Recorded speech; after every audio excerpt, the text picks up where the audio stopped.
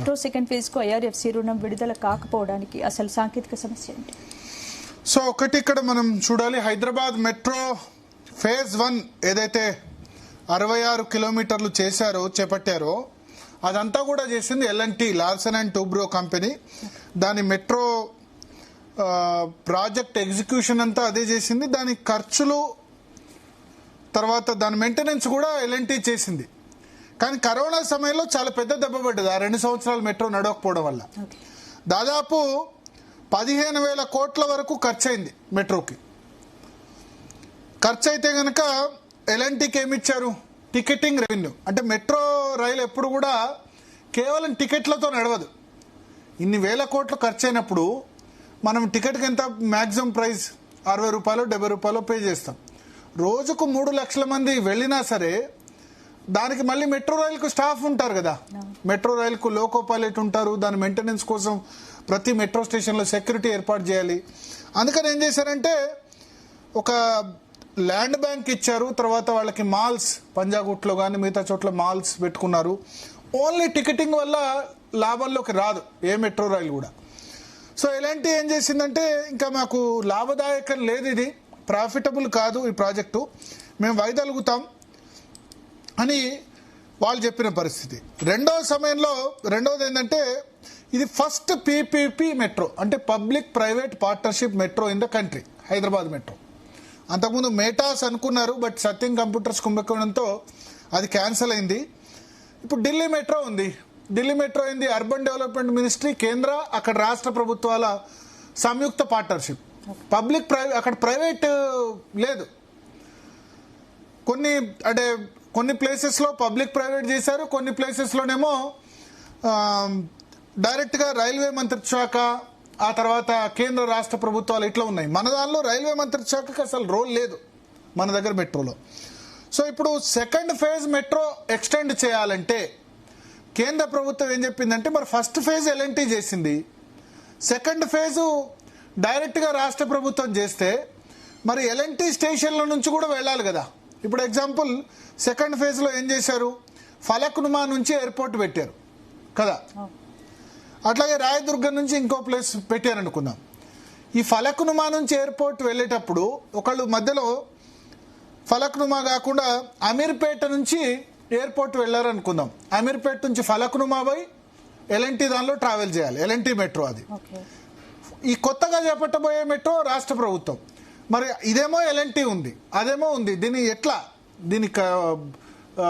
Travel చేసేదాన్ని, దీని ఖర్చులు, షేరింగ్ ఇవన్నీ ప్రాబ్లం అవుతాయని చెప్పి కేంద్ర ప్రభుత్వం ఏం చెప్పిందంటే అయితే సెకండ్ ఫేజ్ L&Tతో అన్నా కన్స్ట్రక్ట్ చేయించుకోండి, లేదా L&Tని వాళ్ళు పూర్తిగా బాధ్యతల నుంచైనా తప్పుకోండి. అప్పుడు L&T ఏం చెప్పిందంటే మేము సెకండ్ ఫేజ్ మెట్రో కన్స్ట్రక్షన్ మీద ఇంట్రెస్ట్ లేము, ఫస్ట్ ఫేజ్ మెట్రోనే మాకు చాలా నష్టం వస్తుంది, కాబట్టి మా డబ్బులు మాకు ఇచ్చేస్తే మేము వెళ్ళిపోతాం, అంటే మా స్టేక్ మొత్తం సేల్ చేస్తాం. దీనిలో ఈ మెట్రోలో రాష్ట్ర ప్రభుత్వానికి కూడా వాటా ఉంది, 18% దాకా. కేంద్ర ప్రభుత్వం కొంత 18% సాయం చేసింది, అట్లాగే రాష్ట్ర ప్రభుత్వానికి కొంత వాటా అన్నది ఉంది. So L&T Hyderabad metro rail limited అని దీనికి పేరు పెట్టారు. సో ఓవరాల్గా ఈ 100% స్టేక్ అన్నిటి కూడా L&T అమ్మేసింది. ఎవరికి? రాష్ట్ర ప్రభుత్వానికి అమ్మేసింది. సో 100% ఇప్పుడు ఈ L&T స్టేక్ అంతా కూడా రాష్ట్ర ప్రభుత్వానికి వచ్చేసింది. ఇప్పుడు రాష్ట్ర ప్రభుత్వం కొత్తగా ఈ మెట్రోని నిర్మించబోతుంది. అయితే దీనికోసం ఏం చేశారు, ఈ 100% సంబంధించి ఏదైతే ఉందో 13,527 కోట్ల రూపాయలు అగ్రిమెంట్ జరిగింది. ఎవరి మధ్య? ఇండియన్ రైల్వే ఫైనాన్స్ కార్పొరేషన్ 13,527 కోట్ల లోను రాష్ట్ర ప్రభుత్వానికి ఇవ్వడానికి అంగీకరించింది. దీన్ని ఏం చేస్తారు, ఈ లోన్ను తీసుకొచ్చి ఈ అమౌంట్ తీసుకొచ్చి L&Tకి ఇచ్చేస్తారు. దీనికోసం 7% రేట్ ఆఫ్ ఇంట్రెస్ట్తో రుణం ఇచ్చేందుకు ఇండియన్ రైల్వే ఫైనాన్స్ కార్పొరేషన్, అంటే భారతదేశానికి సంబంధించిన రైల్వే మినిస్ట్రీలో ఇది ఒక అంతర్భాగం, IRFC అన్నది. ఇదంటే రైల్వే ప్రాజెక్ట్స్కు లోన్స్ ఇస్తూ ఉంటుంది, తక్కువ రేట్ ఆఫ్ ఇంట్రెస్ట్. ఇప్పుడు హైదరాబాద్ మెట్రో తీసుకున్న రుణాలు 10.5% వరకు ఉన్నాయి రేట్ ఆఫ్ ఇంట్రెస్ట్. మన హోమ్ లోన్ జనరల్గా ఇప్పుడు బయట హోమ్ లోన్ 7.5 పర్సెంటేజ్ దొరుకుతుంది 7.45. అట్లాగే మీకు కార్ లోన్ అనుకోండి 9.15 దొరుకుతుంది. పర్సనల్ లోన్ అంటే కొంచెం ఎక్కువ ఉంటుంది. సో రేట్ ఆఫ్ ఇంట్రెస్ట్ 10.5 ఉంది కదా, ఐఆర్ఎఫ్సి అయితే చాలా తక్కువ లోన్ దొరుకుతుందని రాష్ట్ర ప్రభుత్వం తీసుకుంది. తీసుకొని ఎంఓయు మెమొరాండమ్ ఆఫ్ అండర్స్టాండింగ్ మీద సైన్ కూడా చేశారు. చేసిన తర్వాత ప్రాబ్లం ఏమొచ్చిందంటే ఒక కండిషన్ పెట్టింది రైల్వే మినిస్ట్రీ, తర్వాత అర్బన్ డెవలప్మెంట్ మినిస్ట్రీ. ఈ మెట్రోలన్నీ కూడా ఎవరి కిందికి వస్తాయంటే అర్బన్ డెవలప్మెంట్ మినిస్ట్రీ, పట్టణాభివృద్ధి మంత్రిత్వ శాఖ కిందకి వస్తాయి. పట్టణాభివృద్ధి మంత్రిత్వ శాఖ ఏమని చెప్తుందంటే, కేంద్ర ప్రభుత్వం ఏం చెప్తుందంటే, ఈ మెట్రో రైలుకు సంబంధించిన ఏదైతే రుణం తీసుకున్నారో 13,527 కోట్ల రుణాలు ఏవైతే తీసుకున్నారో దీన్ని ఎట్లా కట్టాలి, మళ్ళా కట్టడం ఎట్లా. సో రాష్ట్ర ప్రభుత్వం ఏమో టికెట్ ప్రైజు ఇతర ఆదాయం వస్తుంది కదా, దాంతో కడతామని చెప్పారు. అయితే ఇక్కడ కేంద్ర ప్రభుత్వం ఏమంటుందంటే, మీరు టికెట్ ప్రైజ్లో వచ్చిన రెవెన్యూని ఫస్ట్ మెట్రో ఆపరేషన్కు పెట్టండి. మెట్రో ఆపరేషన్ కంటే మెట్రో రైల్లో ఎంప్లాయీస్ ఉంటారు కదా, మెట్రోలో చాలామంది ఎంప్లాయీస్ ఉంటారు కదా, ఎంప్లాయీస్ జీతాలకి, తర్వాత దానికి అయ్యే ఖర్చులు కూడా ఉంటాయి కదా, విద్యుదీకరణ, power, metro stations maintenance, security, ప్రతి మెట్రో స్టేషన్లో సెక్యూరిటీ ఉంటారు. ఇవన్నిటికీ ఫస్ట్ ఖర్చు పెట్టాలి. ఆ తర్వాత సెకండ్ ఆప్షన్, దాని తర్వాత మాత్రమే ఈ లోన్ కట్టడానికి ఉపయోగించండి అని చెప్పి కండిషన్ పెట్టింది కేంద్ర ప్రభుత్వం.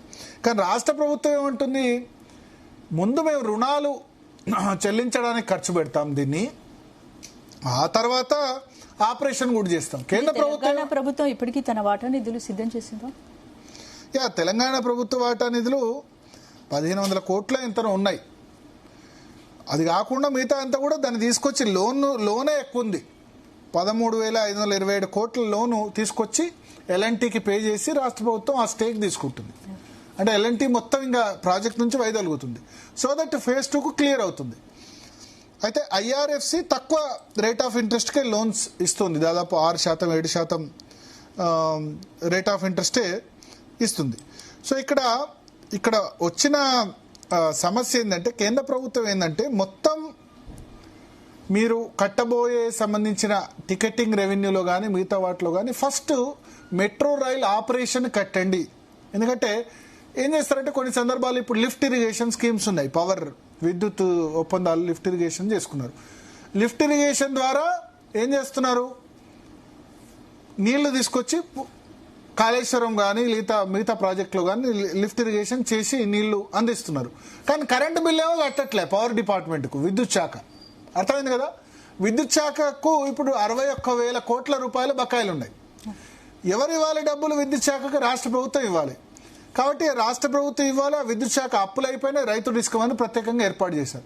సో స్టేట్ గవర్నమెంటే ఒకటికొక డిపార్ట్మెంట్ కాబట్టి నడుస్తుంది, లేకపోతే అదర్వైజ్ కరెంటు వీకేయాలి కదా. కరెంటు ఇప్పుడు మనం బిల్లు కట్టకపోతే ఏం చేస్తారు, పీకేస్తారు కదా, కరెంటు కట్ చేస్తారు కదా. కానీ ఎందుకు కట్ చేయట్లేదు? రాష్ట్ర ప్రభుత్వంలోని ఒక డిపార్ట్మెంట్ ఇంకో డిపార్ట్మెంట్ కాబట్టి వాళ్ళు కట్ చేయలేకపోతున్నారు. సో ఈ కేంద్ర ప్రభుత్వం ఇప్పుడు ఏం చెప్తుందంటే, మెట్రో రైలు ద్వారా వచ్చే ఆదాయాన్ని మీరు రుణానికి కట్టండి. ఇండియన్ రైల్వే ఫైనాన్స్ కార్పొరేషన్ రుణానికి డైరెక్ట్గా చెల్లిస్తామని రాష్ట్ర ప్రభుత్వం ఉంటుంది. అర్బన్ డెవలప్మెంట్ మినిస్ట్రీ ఏం చెప్తుంది, రుణం డైరెక్ట్గా చెల్లించడం కాదు, ముందు మెయింటెనెన్స్ పెట్టిన తర్వాత మిగిలితే ఏమన్నా రుణం చెల్లించండి. రుణం కావస్తే మీ సొంత నిధులతో చెల్లించండి. ఆ మెయింటెనెన్స్ అన్నది జరగకపోతే, మెట్రో రైలు మీద కూడా బర్డెన్ పెట్టి జీతాలు సరిగ్గా లేకపోతే మెట్రో రైలు ఆగిపోతుందని కేంద్ర ప్రభుత్వం చెప్తుంది. ఇక్కడ అసలు ప్రాబ్లం. కానీ ఇప్పుడు ఐఆర్ఎఫ్సి ఏం చెప్పిందంటే, నో ప్రాసెసింగ్ ఫీజు, మనం ఏ లోన్ తీసుకున్నా ప్రాసెసింగ్ ఫీజు ఉంటుంది, ప్రాసెసింగ్ ఫీజు ఏది లేకుండానే మేము లోన్ ఇచ్చాము అని చెప్తున్నారు. కానీ ఇప్పుడు ఈ క్లియరెన్స్ అనేది railway ministry, urban development ministry దగ్గర ఆగిపోయింది. ఆగిపోయి ఏమైంది, ఆగిపోవడం వల్ల ఇంకా క్లియర్ కాకపోవడం వల్ల ప్రతిరోజు 2.5 కోట్ల రూపాయల అడిషనల్ ఇంట్రెస్ట్ రాష్ట్ర ప్రభుత్వం మీద పడుతుంది. దానికోసమే ఇప్పుడు కేంద్ర మంత్రి కిషన్ రెడ్డి కానీ రేవంత్ రెడ్డి కానీ ఇద్దరు కలిసి రైల్వే శాఖ మంత్రి అశ్విని వైష్ణవ్ను కలిశారు. సో ఇప్పుడు ప్రాబ్లం ఈ టికెటింగ్ కాస్ట్ ద్వారా, లేకపోతే మెట్రో రైల్లో ఇతర ఆదాయ మార్గాలు, షాపులు పెట్టుకున్నారు మెట్రో స్టేషన్స్లో, దాని ద్వారా వచ్చే ఆదాయం, ఇంకా వేరే ఏదైనా ఆదాయాన్ని ఫస్ట్ రుణాన్ని కట్టడానికి ఇవ్వాలా, లేదా మెట్రో రైలు ఆపరేషనల్కి ఇవ్వాలా. రాష్ట్ర ప్రభుత్వం ఏమో ఆపరేషన్కి ఏమైనా తక్కువ పడితే మేము ఇస్తాం రాష్ట్ర ప్రభుత్వ జేబుల నుంచి అని వాళ్ళు చెప్తున్నారు. సో దీని మీద గొడవ జరుగుతోంది. సో గవర్నమెంట్ ఆల్రెడీ 1461 కోట్ల రూపాయలు చెల్లించింది ఎల్ఎన్టీకి 100% షేర్ తీసుకునేందుకు గాను. అయితే ఇంకా ఈ ప్రాజెక్టుకి ఉన్న మొత్తం డెప్ట్ మొత్తం అప్పు 13,537 కోట్ల అప్పు ఎల్ఎన్టీ చేసింది. ఈ అప్పును రాష్ట్ర ప్రభుత్వం కడితే పూర్తిగా రాష్ట్ర ప్రభుత్వ చేతిలోకి వస్తే అప్పుడు ఫేజ్ 2 మెట్రో అన్నది స్టార్ట్ అవుతుంది. అయితే ఈ ఎగ్జిస్టింగ్ లోన్స్ అన్నవి కూడా హయ్యర్ ఇంట్రెస్ట్ రేట్స్తో ఉన్నాయి కాబట్టి దీన్ని రీఫైనాన్స్ చేసి ఈ లోన్స్ అన్నిటిని కూడా ఐఆర్ఎఫ్సి తీసుకొని తక్కువ రేట్ 10.5 నుంచి మనం ట్రాన్స్ఫర్ చేసుకుంటాం కదా బ్యాంకులో. ఒక బ్యాంకు నుంచి లోన్ ఇంకో బ్యాంకు రేట్ ఆఫ్ ఇంట్రెస్ట్ తక్కువ ఇస్తే చేసుకుంటాం కదా. ఇక్కడ దాదాపు 3.5% తక్కువ పడుతుంది కాబట్టి అందే. బట్ ఐఆర్ఎఫ్సి లోన్ దగ్గర ఇప్పుడు పెండింగ్లో పడ్డది. సో అందుకని ఇప్పుడు అర్బన్ డెవలప్మెంట్ మినిస్ట్రీ, రైల్వే మినిస్ట్రీకి సంబంధించి చాలా ఇంపార్టెంట్ మీటింగ్స్ జరుగుతున్నాయి. కిషన్ రెడ్డి జోక్యంతో ఈ సమస్య పరిష్కారానికి ఎంతవరకు అవకాశం కనిపిస్తుంది చూడాలి. మరి ఇప్పుడు ఇక్కడ మరి కేంద్ర ప్రభుత్వం పర్మిషన్ ఇస్తుందా? వాళ్ళ కండిషన్ అయితే ముందు మీరు ఈ ఆపరేషన్ ఏదైతే ఉందో ఆపరేషన్ అండ్ మెయింటెనెన్స్ ఇవ్వండి, ఆ తర్వాత రుణానికి కట్టండి. రుణం కావస్తే రాష్ట్ర ప్రభుత్వ నిధులతో కట్టండి. ఈ మెట్రో టికెటింగ్ ద్వారా వచ్చే ఆదాయం కాదు, రాష్ట్ర ప్రభుత్వం కట్టండి. రాష్ట్ర ప్రభుత్వం ఏమనుకుంటుంది, మళ్ళా మేము ఎక్కడి నుంచి ప్రతిసారి కిస్తు కడతాం, మంత్లీ ఈఎంఐ కడతాం, కొత్త దానిలో ఈ వచ్చే కాస్టే దానికి కడతామని. పట్టణాభివృద్ధి శాఖ వాళ్ళ వాదన ఏంది, ఇది కడితే గనక ఆపరేషన్ మెయింటెనెన్స్ మెట్రో రైలు ఆగిపోయినా ఆశ్చర్యం లేదు అని వాళ్ళ ఉద్దేశం. సో ఏం జరుగుతుంది, ఒక వే ఫార్వర్డ్ అయితే వెళ్లాల్సిన అవసరం ఉంది. ఎందుకంటే మెట్రో ఇప్పటికే చాలా క్రౌడెడ్, వర్షం పడ్డా ఇది పడ్డా క్రౌడెడ్, బట్ ఎక్స్పాండ్ కాలేదు. దేశంలో 2వ స్థానంలో ఉన్న మెట్రో 9వ స్థానానికి చేరింది ఇప్పుడు. ఎందుకంటే పెద్దగా కొత్త రూట్స్ యాడ్ కాలేదు. ఢిల్లీ లాంటి చోట ప్రతి కిలోమీటర్ 2 కిలోమీటర్లకు మెట్రో రైలు ఉంటుంది. మన దగ్గర 10-15 కిలోమీటర్లు ట్రావెల్ చేసినా మెట్రో రైలు ఉండని పరిస్థితి, అంతే కదా. ఇప్పుడు కొండాపూర్లో ఉంటున్న వాళ్ళకి మెట్రో రైలు వెళ్ళాలంటే ఎన్ని 7-8 కిలోమీటర్స్ ట్రావెల్ చేయాలి. 7-8 కిలోమీటర్లు మెట్రో దాకా ట్రావెల్ చేసి మళ్ళీ ఎవరు పోతారు? పోరు కదా. అదే ఇంటి దగ్గరే ఒక 2 కిలోమీటర్ల దూరం ఉంటే బైక్లోనో అక్కడ పార్క్ చేసుకొని వెళ్తారు. కానీ అట్లా లేదు. మెట్రో ఇంకా చాలా ఎక్స్పాండ్ కావాల్సిన అవసరం ఉంది. ఉంటే కనుక అప్పుడు ట్రాఫిక్ ఆటోమేటిక్గా తగ్గుతుంది. ప్రధానమంత్రి వచ్చి మెట్రోలో ట్రావెల్ చేయమన్నారు, కానీ మణికొండలో ఉన్న వాళ్ళు మెట్రోలో ట్రావెల్ చేయాలంటే మెట్రో స్టేషన్కి పోవాలంటే 10 కిలోమీటర్లు ఎట్లా పోతారు? మళ్ళీ 2 మార్చలేరు కదా. సో ఆ ఇబ్బంది ఉంది. సో ఇదంతా కూడా ఒకదానికోటి ముడిపడి ఉన్నాయి. మాట్లాడదాం. మనతో పాటు కృష్ణతేజ గారు కాంగ్రెస్ పార్టీ నుంచి జాయిన్ అవుతున్నారు, అడ్వకేట్ శరత్ గారు ఉన్నారు, అదేవిధంగా బీజేపీ నుంచి పోరెడ్డి కిషోర్ బాబు గారు కూడా జాయిన్ అవుతారు.